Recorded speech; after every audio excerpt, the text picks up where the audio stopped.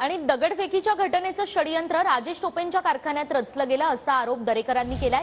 राजेश टोपेंच्या कारखान्याच्या ट्रॅक्टरमधून दगड नेले असा मोठा आरोप प्रवीण दरेकर यांनी केलाय। मनोज जरांगेंना कुणाचे फोन येत होते असा सवालही प्रवीण दरेकर करतायत। रोहित पवारही टोपेंसोबत होते, रोहित पवारांची ही चौकशी करा, दरेकरांची ही मागणी।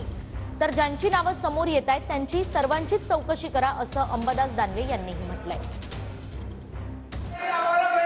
सभापती महोदय, त्यावेळेला राजेश टोपे बरोबर रोहित पवार पण होते। सभापती महोदय, मी आपल्या माध्यमातून मुख्यमंत्र्यांचं लक्ष वेधू इच्छितो। मुख्यमंत्री महोदय, हे षडयंत्र राजेश टोपेंच्या कारखान्यावर झालं, जे दगड नेले गेले। सभापती महोदय, दरेकर संपत आला, राजेश टोपेंच्या कारखान्यातल्या संपत आहे असं बोलू द्यायचं नाही तर असं नसतं विरोधी पक्षाचं काम। ते त्यांचं म्हणणं मांडण्याचं त्यांनाही अधिकार आहे ना। असं करता येईल की सत्ताधाऱ्यांनी काहीच मांडायचं नाही, तुम्हीच म्हणाल तर उठून चालणार म्हणून नाही। खाली बसा, आता तुम्हाला ऐकायचं होतं पण तुम्ही जाते, ठीक आहे। फोन कोणाचे येत होते ते सभापती महोदय, त्याची चौकशी त्या ठिकाणी झाली पाहिजे।